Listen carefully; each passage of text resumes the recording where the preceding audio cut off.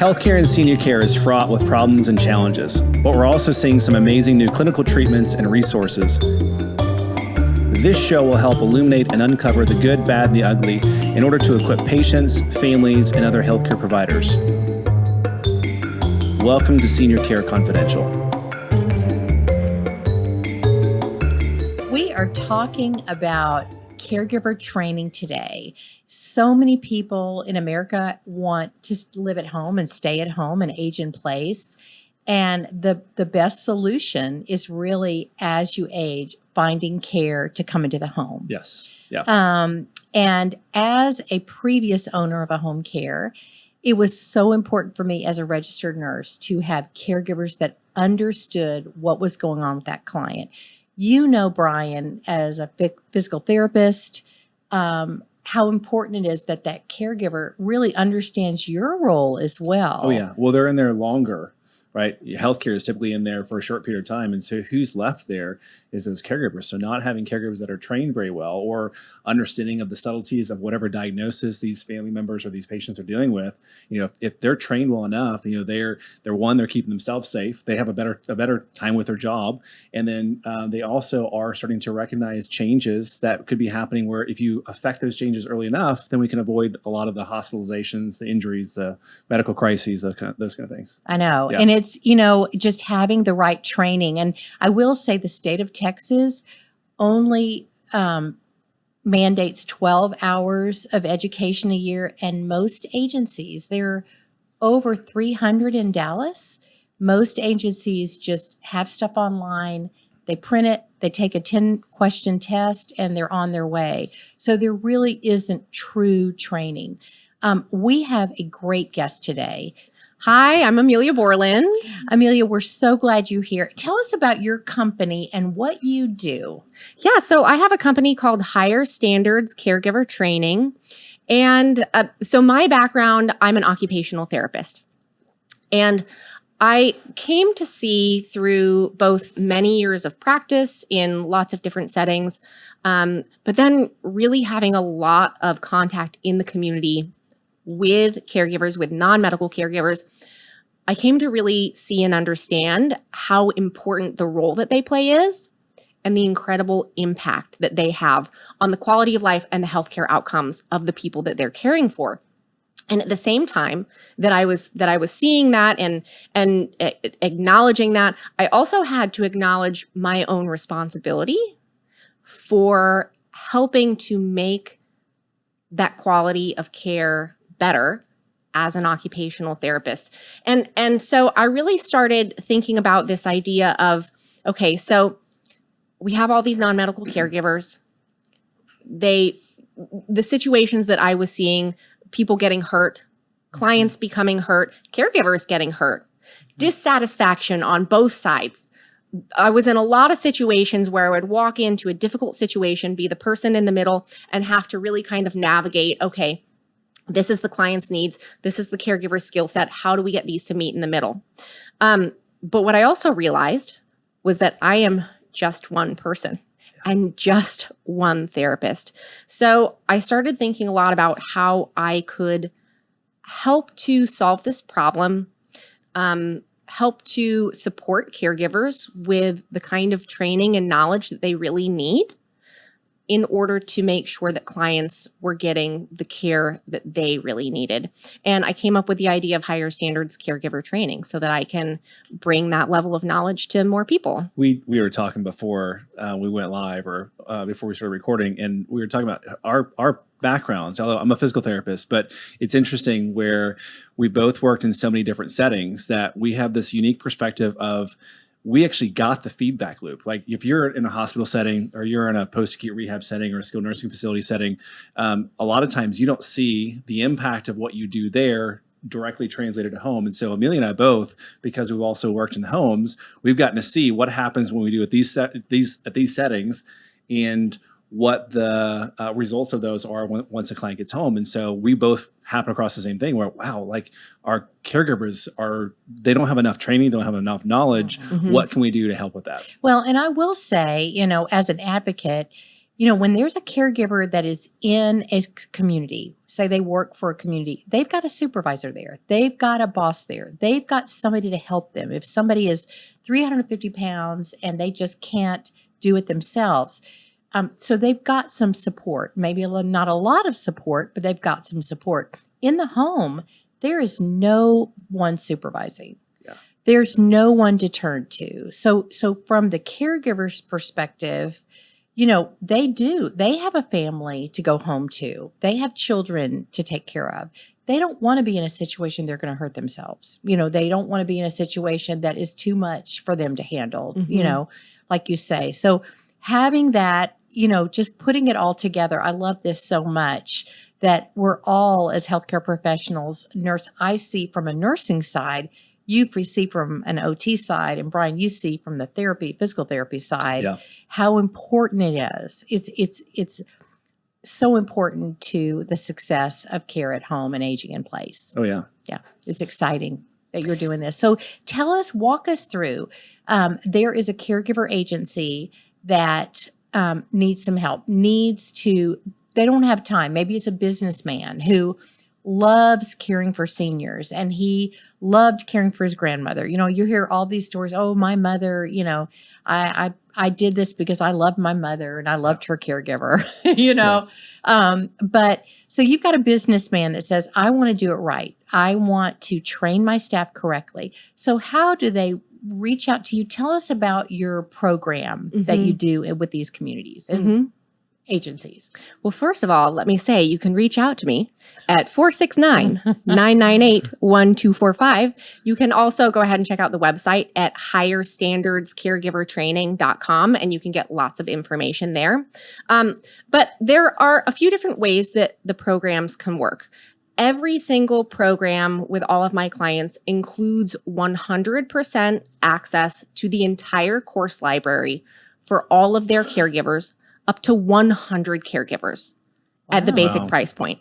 And I have it that way for a very specific reason, and that is because the goal of this training program is to make sure caregivers get what they need, when they need it, when they want it, at any time, because it's not at the 3 p.m. in the afternoon shift with the client that they know really well that your caregiver is going to need a review. It is at 4 a.m. when maybe they have some time and they want to get a little bit of additional education, or they have a client that maybe they haven't done a sliding board transfer in a while and they can use a quick review. I want the information to be easy to access, and I want to make it easy for business owners to provide that access, because at the end of the day, this is about quality care above all else. The mission of the company is to improve lives, number one. And so in order to do that, we have to make it so it's really easy for caregivers to access that and make it really easy and affordable for business owners to get their caregivers access to that. So when people sign up, they get a single link to enroll. They enroll their caregivers once, they get enrolled in the whole course library, and they stay enrolled for the duration of their employment, which hopefully will be longer because they're getting that level of support. And that's just baseline. Every single program gets that. For companies that want to do a little bit more, or maybe they're a little larger, they're more established, maybe they don't have as much time to do their own regular in-services or things like that, we offer live monthly trainings. Those can be either once a month or twice a month. And for our folks in the DFW area, we can also provide on-site trainings as well. And it really just depends on the needs of that individual company, whether they need to just, get into a baseline level of program. Maybe they're just starting out, but they want to get started on the right foot. They want to have their processes in place. They want to have these programs in place so that they can operate more smoothly. They can save time doing these things. And of course, having a program in place helps with all of that too.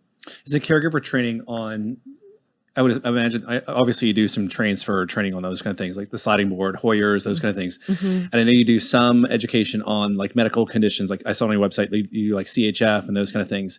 Is it mainly geared though towards like the functional, like safety side of things? Is that where you see the biggest need?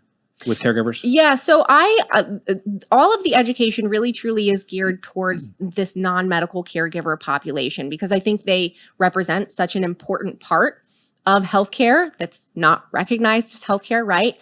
And so I want to make sure that they're getting that level of support. And it is very much focused on things like safety, function, good decision making, regardless of the situation that they find themselves in. So there's an enormous amount of content on there on transfers, durable medical equipment, how we use these things, what the different variations of those things might look like, because of course, one Hoyer does not look the same as every other Hoyer. So we need to know the parts and how they work, not just the brand and how it works, right? And the nuances of who's appropriate for these things, which hooks do we use for this one, depending on what's going on with the patient. Because there are some patients who they are terrified, like in a Hoyer, for example, they are terrified to be in this sling like this. So there are ways to get them to be a little bit more upright in the Hoyer, so it's less scary for the patient, which in this case also makes it easier for the caregiver too, because there's no resistance, there's no anxiety. So there's a lot of little things like that too. Ultimately, the training should provide an experience that's better for both the client and the caregiver. In the philosophy of higher standards caregiver training, the health and the safety and the wellness of the caregiver and of the client are commingled. They are not separable, actually. So we want to make sure through that education and knowledge that we're empowering both. There is, as you noted, there is a growing number of courses on there that are about specific healthcare conditions. Those also, though, they are geared towards helping non-medical caregivers make the best decisions. It's really important in all the courses that we be very clear that we don't want non-medical caregivers making healthcare decisions. We don't want them to be making decisions, or diagnosing or anything like that. But rather, it's about, this is what this looks like. Here are some red flags and warning signs that you might see. When you see this, here's what you need to do. You need to report this. You need to document this. It's like the if then. If you see this, then you do this. Yeah, it's a lot of almost kind of like decision treeing. That's right. But in ways that are appropriate for the context for these home care caregivers, being out in someone's own home. Well, it's funny. I started a cappella, my home care, because as a hospice nurse, I would recommend these agencies, and back in 2005, there weren't the hundreds like there are now, but I wanted caregivers that really understood hospice. And I did a lot of hands-on training, in orientation, but having something like this, I just think back, I would have had saved so much time. And I just think about, on a Friday, we might get a call. Okay, we've got a patient with a Hoyer. He's 300 pounds but he's really comfortable with the Hoyer. Well, then we start calling and we manually call. But how awesome is it?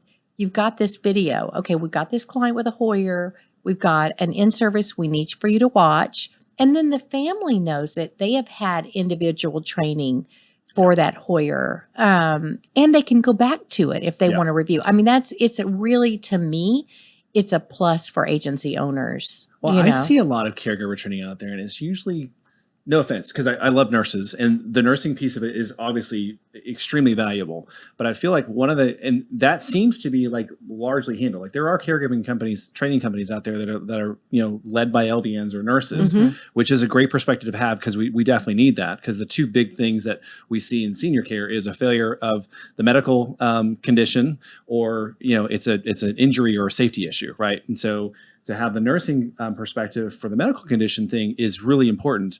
The piece that I see that is really lacking, though, is on the functional side of things.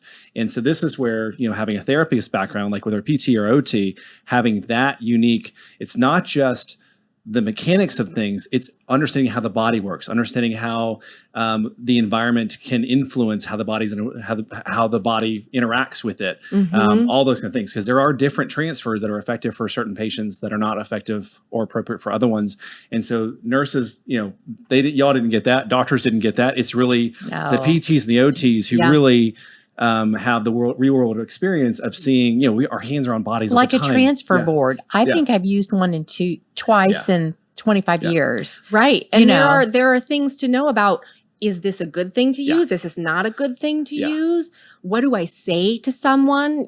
Having had the benefit of, I've used a sliding board, I don't know, probably a few thousand times in my career at this point. So I've had so many repetitions of that experience that I know, put your hand here, not here. Right. Lean forward, not backward. And I can communicate that to the caregivers because it's based on my own real world experience of failures and failures. Right. Yeah, no. I've made a few of those, right? Where it's like, we try to do the sliding board transfer or a standing pivot transfer and like, whoa, that did not work at all. Yes. And so you reset and you try again. And then over, hundreds and hundreds of attempts of that, you're like, okay, these are like the three main truths of this particular transfer. Here's the main takeaways if we're going to train somebody on how to do these things. But it's really just, it's practice and error. Well, and I have to say, it's funny you say that because as a nurse, or like when we had a patient with a caregiver every day, all day, let's say 8 to 5, and they had Medicare home health, let's say they had Nexus, I would say, okay, make sure you watch what the therapist does and have the therapist tell you what kind of exercises. Honestly, I never took advantage. I mean, it wasn't until we've done the show and I realized, so even as a registered nurse, I take for granted how much you all have to offer and how important you are in healthcare. Yeah. Thank you. Thank you. Yeah. Yes. Well, I think it's all about recognizing the strength of the interdisciplinary team, that we are a team. Yes. And that everyone brings a really important piece to the table. And I think that in some ways, I think we're actually getting better at that. Mm-hmm. In some ways, I think we still have a long ways to go in our healthcare system. Well, social media and LinkedIn, like that's how you and I got connected because there are people, there's enough of us now starting to talk about these things where I think that's why we're starting to see a little bit more of a kind of a groundswell away from the isolated, kind of siloed approaches. And now we're getting much more holistic. And by the way, that's bringing in the caregivers too, because now we're starting to realize, so we went to school for a lot of years to do certain very specific high level things, but we missed out on recognizing that these caregivers that are going to be there for much longer than we will be, like we're not making sure that they're equipped and trained. And so that's where I think you're onto something with making sure that we train them adequately. And I think like a really specific example of that, even beyond just like transfers and functional mobility, the feeding course that we have at Higher Standards Caregiver Training. I can't tell you how many times as an occupational therapist practicing clinically, I've walked into a room and I've seen someone being fed in a reclined position, or I can hear someone and they're probably aspirating, food, like shoveling food. And it's not because those caregivers don't care. It's simply because they have not been, it's just knowledge. This is not rocket science, folks. Yeah. It's just knowledge. And so, going through the feeding course, talking about everything from how do we help people be more independent feeding themselves? Can they see the food? Can they manage the food? What are the 3 to 5 things that you can do to help them participate more? And then when you have to take over, how are you doing that safely? Are you giving them time to chew and to swallow? Are you giving them sips between bites? Or what are the red flags and warning signs? And if you see these things, don't take this into your own hands, but rather document it, report it so that the healthcare team can take over and then give you more of what you need to know for that individual person. And when we just provide people with that level of information and knowledge, I just think about the potential of the amount of aspiration pneumonia that one course could prevent. That's it. Like that's the purpose. And if we can keep doing that over and over and over again, that's the impact that we want to have at Higher Standards. Interesting. Awesome. Yeah, when you think about that too, like I don't know what the average revenue or expenses is for Medicare for a pneumonia trip, but I got to imagine it's in the tens of thousands for something, because I think the average is somewhere around 10 grand for a hospital stay. So if you're in there for several days because of aspiration pneumonia and infection, that it's probably running many, many thousands of dollars for that. So a simple training on just here's how to feed and eat properly. Yeah. Or if you hear this, say something, so that we can take steps to prevent this stuff from kind of cascading down into these huge healthcare events. We can step in early. Interesting. And knowledge is golden. I think about these caregivers and as a care manager, sometimes I'll walk in to a patient with caregivers and I'll say, so what is your care plan today? And the answer will be, well, I don't know. I'm sitting with the patient, Yeah. They don't know what their care plan is. They don't know what they're supposed to do. They don't understand. And, we are a UN. We have people from all over the world that are from different cultural backgrounds that maybe they don't know really what a Hoyer is or a transfer board or why a shower chair should have a back and not just a bench, just things. It's this service is wonderful. So what if we get a call and somebody from Denver, Colorado wants to have you help hire their caregivers? How does that work? They absolutely can. I actually have clients all over the country. Again, they can, if they visit the website, they can book an appointment to have an evaluation of their current caregiver training program and determine which of our programs is the best fit for their organization. They can also, again, reach out directly at 469-998-1245. And that website is higherstandardscaregivertraining.com. You can go ahead and just click on the tab at the top that says training for organizations, and you will get all the info that you need. That's awesome. Yeah. What are some things when you're meeting with agency owners or even assisted living executive directors, when you're meeting with them and they're inquiring about, hey, how do we get started with you? What is involved? What are the top things that you hear from them that they're concerned about? Like, why are they hiring you? What are their things that says, hey, I need to start obviously looking at training because I'm seeing this, and this in my community, or these things with our caregivers? The biggest thing that I get tends to be from new home care agency owners who either, a lot of them are nurses themselves to begin with, and they are very, very quality focused. And so they want to make sure that they have all their ducks in a row. That's good. To get started and make sure that they have everything that they need. The other is usually from agencies that have grown so much that it's out of their capacity to do the kind of training that they want anymore, but they're very, very quality focused and they want to make sure that they are supporting their team and their clients. So the folks who tend to contact me tend to be extremely quality focused and they want to make sure that their systems are in place to support that quality as much as possible. They're more proactive then. It's not like you're getting calls from agencies where there've been numerous complaints or service failures. And oh my gosh, like this is the canary in the coal mine. Like we got to get something fixed fast. When you have a complaint, it has to be documented and you have to have a plan of correction. So, for us, we had a family that kept complaining that our caregivers were falling asleep at night. They weren't. And we had a camera. There was a camera. So there was no falling asleep at night.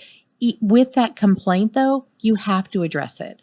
So, and you have to follow through. So these agencies that are just pushing these complaints under the rug, they really need to be calling someone like you to get those care plans, the plans of correction, corrected, Yeah, I think the other thing that sometimes people don't understand too is that when you invest in a training process, in a training system, ultimately it saves your agency a lot of time. And it saves it time in different ways. One, right, because you can significantly, you can compress the amount of actual hands-on time that you are spending because you're giving people the information that they need beforehand. And then when you go in to do a hands-on training, it really should just be a review or it should be a Q&A or something like that, right? Instead of having to spend, because I think about how long it really takes to provide a good quality training on transfers for someone who has never done a transfer before. And that is many caregivers. Many caregivers who come into this because it's an entry-level job where there's a high level of demand and they know that they can get a job easily and do this work. They don't necessarily have a background in doing transfers or anything like that. So are you going to be able to successfully teach someone in 15 minutes how to do a transfer? No. There's a reason why the Major League Baseball, our sons both play baseball. There's a reason why Major League ball players have batting coaches because there's a lot of nuance. There's a lot of critiquing to get it done right so you can perform it consistently. But a lot of people think they just pick up a bat and swing. And this is like equivalency to caregiving, right? So yeah, of course I can help somebody go from a chair to a chair, but there's so much that goes on with that, like our body position, their body position, where the weights are. Do you use a gait belt? Where do you put the gait belts? Do you put a gait belt on the caregiver? Like, when do you not use a gait belt? Right. There's all these things that, there's no way without tons and tons of practice they're gonna be able to pick up on those things. So having caregiver training specific is very helpful. And again, that's why it's so important for them to be able to go back and reference trainings again. Because no one, I don't care who you are, no one watches something once or learns something once or sees something And once perfects and it. gets it. Yeah. We just don't. So we need the ability, all of us, to go back and watch again, to learn again, to even reach out and ask questions if we need to do those things. And that's really what the system is designed to do for people. That's fantastic. Yeah, it's awesome. This has been great information. Tell us again how we can get in touch with you, an agency that wants to hire standards. Yeah, absolutely. So again, you can reach out directly at 469-998-1245.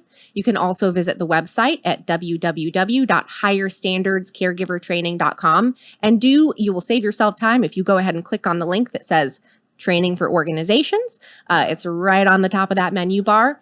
You can also follow me on LinkedIn. You can reach out directly to me there at Emilia Bourland. I am posting content on there all the time related to caregiver questions and common concerns that come up. So if you kind of want to vet me a little bit more and like figure out what I'm about, that is a great place to do some like. That's how I found you. Oh, okay. Was through that. Yeah, there you absolutely. Go. Yeah. That's awesome. Very good. Well, thank you so much for joining us Thank you, today. Amelia, Thank you so much. Yeah, thank you for having And me. I really your appreciate service is it. just so valuable to our sweet seniors. So thank you. Well, thank you. And thanks for doing the show. This is awesome. Awesome resources for people to know about. Very good. All right. Thanks.